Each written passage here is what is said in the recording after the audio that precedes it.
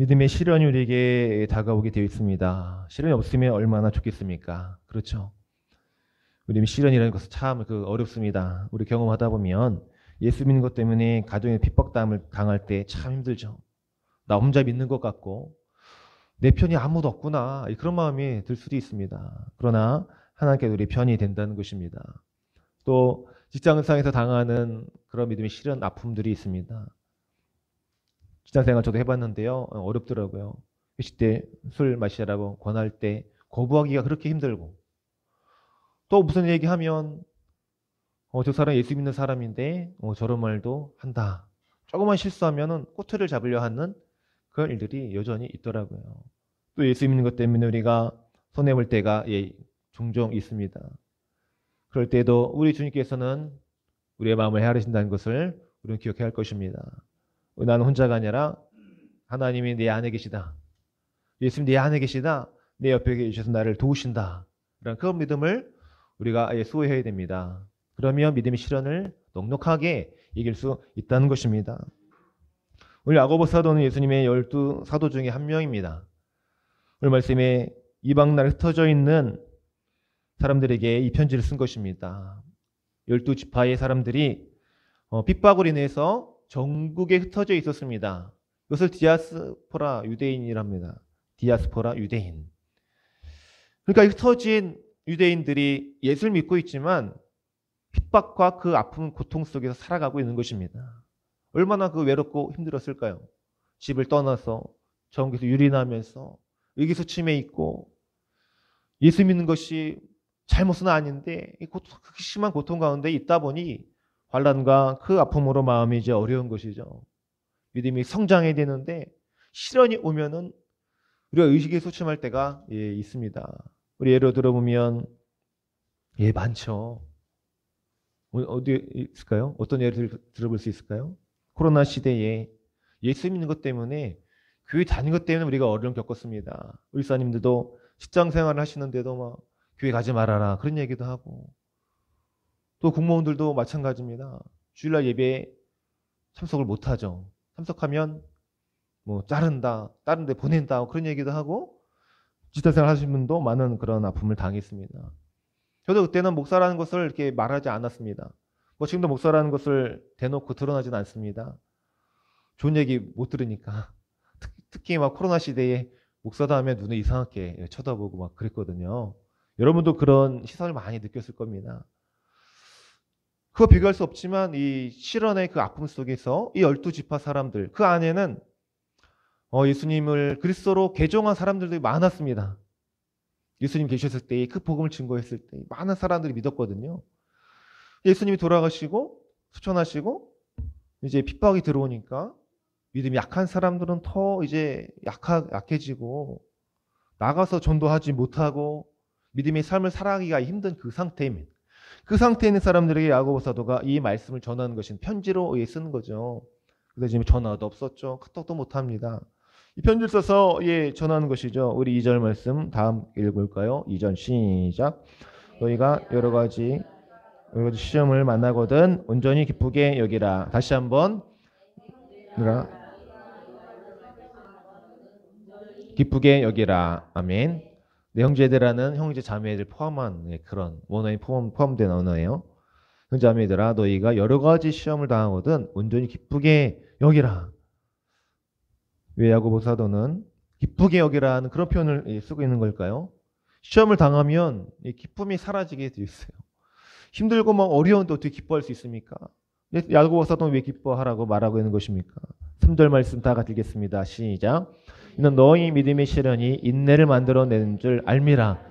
아멘. 믿음의 시련이 인내를 만들어낸대요. 그럼 인내가 무엇이길래요? 4절 시작. 인내를 온전히 이루라. 이는 너희로 온전하고 구비하여 조금 더 부족함이 없게 하려 함이라. 아멘. 여기에 해답이 있다는 것입니다. 시험을 당하면 왜 인내하라고 말합니까? 그 인내를 온전히 이룰 때에 온전하고 우리가 부족함이 없는 삶을 살아갈 수 있게 된다는 것입니다. 인생을 저보다 더 많이 살아오신 분들은 너무 잘 아실 거예요. 아주 인내가 쉬워요? 어려워요? 네, 어렵습니다. 우린 기도하다가 포기할 때가 있습니다.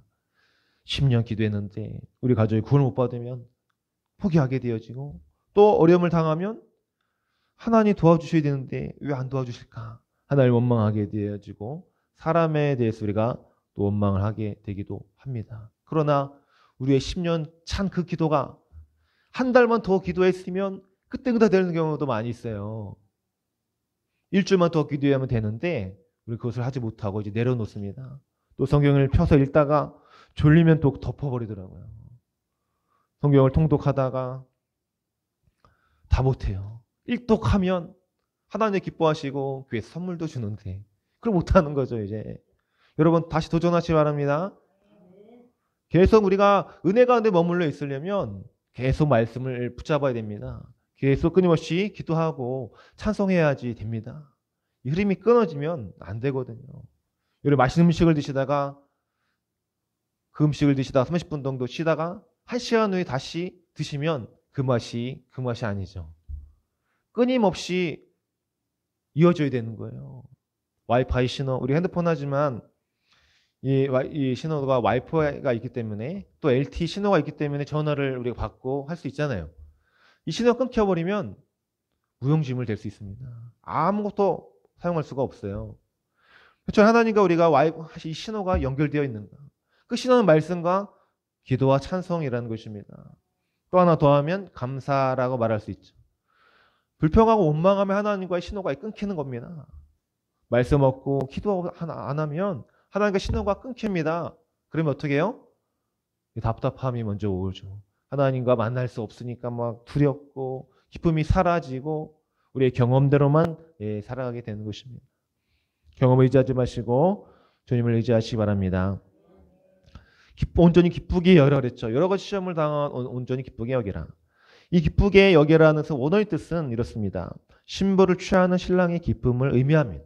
신부를 취하는 신랑의 그 기쁨, 혼인잔치의 기쁨, 잔치의 그 기쁨이 여기 성경에 기록된 내용이에요. 여러 가지 그 시험을 당하면 기쁘게 여기라는 것은 나에게 어려움이 오면 정말 기쁘게 여길 수 있느냐라는 것입니다. 그런 말씀 자주 드렸죠. 고난이 오면은 오히려 기쁘게 여겨라. 고난 넘어오기 전에 하나님을 바라봐야 된다. 저희가 집이 왔을 때 집을 하나 주셨을 때 그런 마음을 주셨거든요. 온전히 기쁘게 여겨야겠다. 이 환난과 그 어려움은 하나님 나를 죽이려고 주시는 시험이 아니라 선교사님도 마찬가지입니다. 선교사님들 해외에 나갈 때 하나님 죽이시려고 그분을 보내시는 거 아니에요. 미얀마 선교사님 우리가 선교하고 또 기도했었지만 말씀 초청에 들었잖아요. 죽이시려고 그분을 보내신 것이 아니었어요. 오히려 그분이 소망 가운데 있고 우리보다 어렵지만 오히려 기쁘고 그 자녀들이 얼마나 하나님을 그 뜨겁게 사모하는지 모릅니다. 지금도 나가면은 총소리, 막 사람이 죽어나가고 군부에 의해서 쿠데타에 의해서 여전히 혼란 가운데 그 땅을서 우리가 기도해야 됩니다. 오히려 우리보다 그분들이 더 은혜 가운데 있더라고요. 얼마나 우리가 또 본받아야 할 그런 내용인지 모르겠습니다.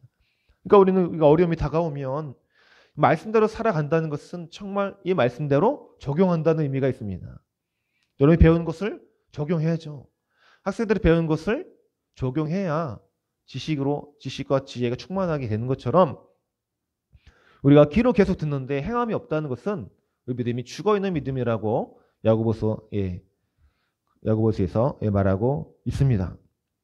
그리고 우리가 구할 것은 무엇입니까? 5절 말씀에 너희 중에 누구든지 지혜가 부족하거든 모든 사람에게 후히 주시고 꾸짖지 아니하신 하나님께 구하라. 그러면 뭐라고 말씀했어요? 주시리라. 아멘. 구해야 됩니다. 기도하라는 것이죠. 이건 뭐예요? 내 것이니 달라는 그런 의미도 있는 거예요. 정당한 요구라고 말할 수 있죠. 하나님 그건 내 것입니다. 그건 주셔야 됩니다. 하나님 앞에 당당하게 우리가 기도할 수 있어야 된다는 것입니다. 좀 생소한 그런 내용이시죠? 어떻게 당당하게 구할 수 있을까? 하나님 그거 주시면 안 돼요. 우리는 막 비굴하고 또 하나님 앞에 막 죄인은 맞지만 하나님 그거 제발 좀 그거 주시면 안 돼요. 막 이렇게 얘기하잖아요. 근데 어떤 분들은 당당하게 기도하는 사람이 있더라고요. 하나님 그건 내 겁니다. 반드시 내가 복을 받아야 됩니다. 그건 내 거니까 주세요. 그런 요구를 하나님은 주신다는 것입니다. 이렇게 기도해도 하나님은 주신다는 것입니다. 때로 우리의 기도를 바꿔야 됩니다. 비굴하게 하나님 그것만 주시면 안 돼요. 그거 주시면 제가 이거 하겠습니다. 막 하나님과 막 타협하려고 그리고 안 주실까 봐 막 뺏으려고 그리고 당당하게 가끔 요구하세요. 우리 기도가 그렇게 좀 자신감이 있었으면 좋겠습니다. 하나님의 자녀의 권세를 주셨는데, 자녀의 권세가 기도잖아요.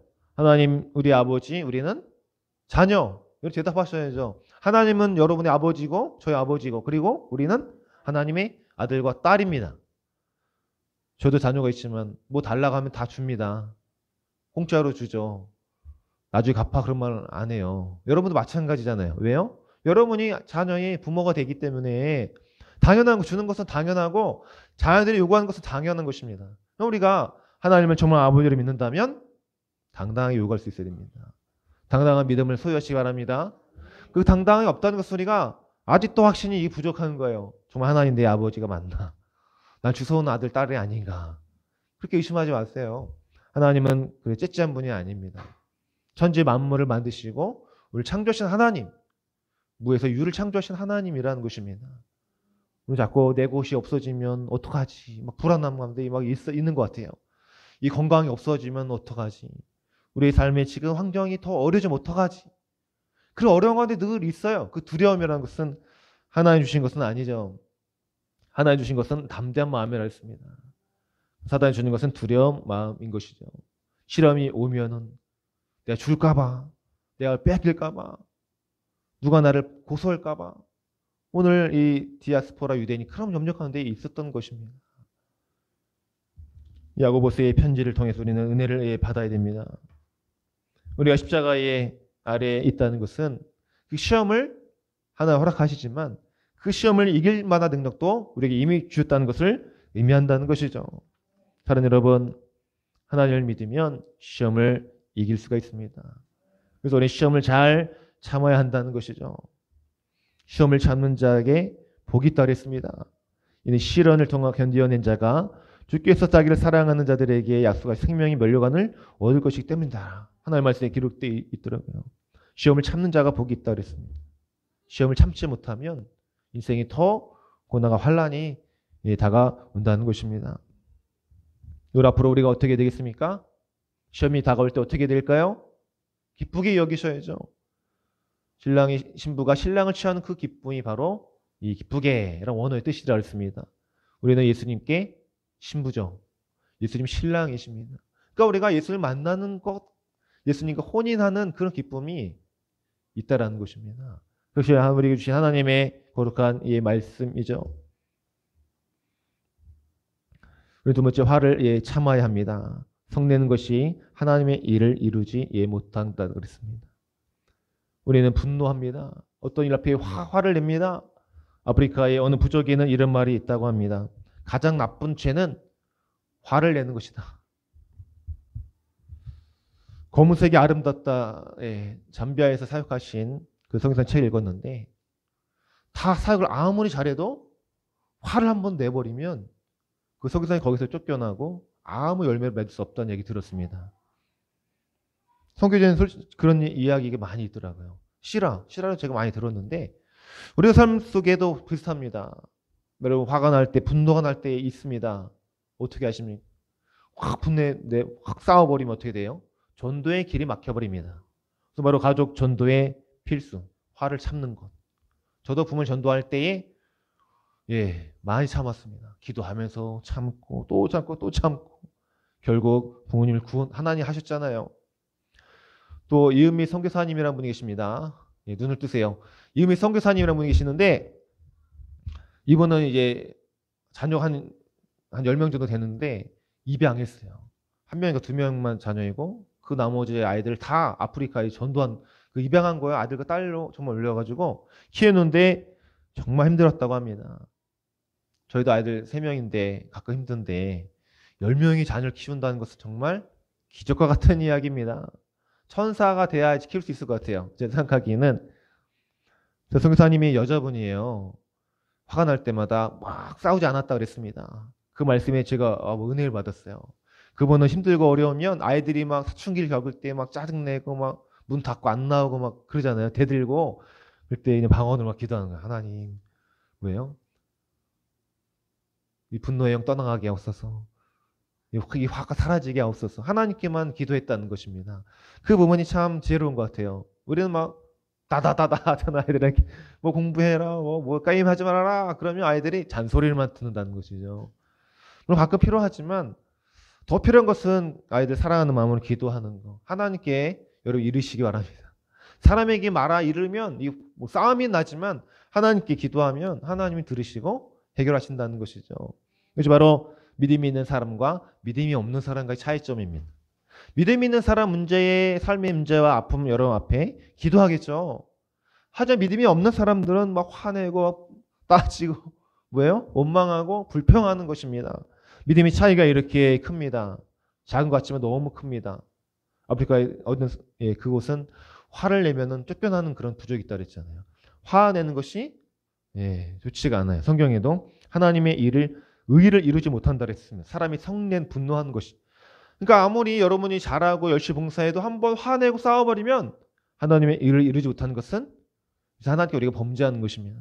하나님이 우리를 기쁘게 여기지 못하는 그런 일들이 발생합니다. 그래서 저도 화를 참으려고 많이 노력하는데 여러분도 노력만 하지 말고 기도를 하십시오. 성경 여기 찬송하세요. 어려운 상황에 우리가 감사할 줄 믿습니다. 근데 경건의 생활을 해야 된다 그랬습니다. 27절 우리 1장 27절 말씀 다 같이 읽겠습니다. 시작. 하나님 아버지 앞에 정결하고 더러움이 없는 경건은 곧 고아와 과부를 그 환난 중에 돌보고 또 자기를 지켜 세속에 물리지 아니한 그것이니라. 아멘. 이것이 바로 경건이에요. 경건은 내가 기도 많이 하고 막 거룩하다 그런 것이 경건이 아니라 고아와 먼저 하나님 앞에 우리가 정결하고 우리 마음과 몸이 정결하고 그 다음에 고아와 과부를 그 환난 중에 돌본다는 것입니다. 도움이 필요한 사람에게 도움을 주는 것이 바로 경건이에요. 그리고 자기를 지켜 세속에 물들지 아니하는 그것이니라. 어렵죠? 우리 자신을 세속에 물들지 않게 한다는 것은 너무 어려운 것입니다.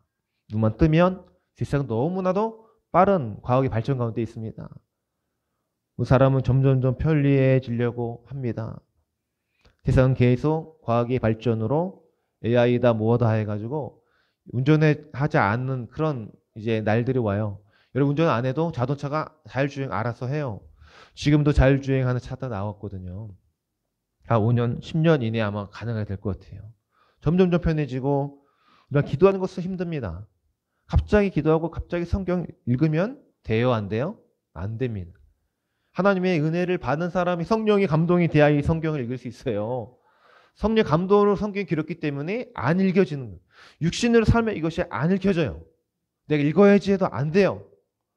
성경이 나를 읽는다는 말씀이 있습니다. 성경이 나를 읽기 때문에. 우리가 성경을 읽은 마음, 하나님 사랑하는 은혜로 넘쳐야지 이게 성경이 읽혀지는 것이지 내가 마음대로 읽는 그런 책은 아닙니다. 그래서 우리가 하나의 은혜 가운데 늘 있어야 하는 것입니다. 늘 경건의 삶을 살아갈 수 있어야 되죠. 세속이 들어오지 않기 위하여 교만하고 또 거짓된 마음들 들어오지 않기 위하여 세상 사람들이 많아는 돈이 많아야지 복이 있는 것이다. 그것이 행복한 인생이다. 너무 세속적인 것이죠. 하나님 그렇게 말씀하지 않았거든요. 심령에 가는 자가 오히려 복이 있다 그러시고 애통하는 자가 오히려 복이 있다 그랬습니다. 요건 구원을 위해서 우는 거. 내가 하나님을 위해서 헌신하고 섬겨야 되는데 그러지 못하는 나의 삶을 가슴을 치면서 회개하는 그런 사람이 하나님의 위로를 얻는다 그랬습니다. 성경은 세상과 너무 반대적인 것이 많아요. 그래서 세속적인 것을 우리가 거부할 수 있어야 됩니다. 자꾸 모으려고 하는 그런 마음들도 하나님께 계속 들어야 되는데 하나님 창고에 쌓는 자가 복이 있다고 그랬습니다. 사랑하는 여러분, 우리의 교만한 마음을 계속 꺾으시기 바랍니다. 주님과 함께 동행하는 삶을 더욱더 우리가 추구해야 됩니다. 여러 세상에 살면서 싸울 것이 정말 많습니다. 많아요. 얼마나 많은지 모릅니다. 여러분 다 아실 거예요. 우리 돈과 싸워야 되고 우리 마음과 싸워야 하고 세상의 유혹과 시험과 싸워야 됩니다.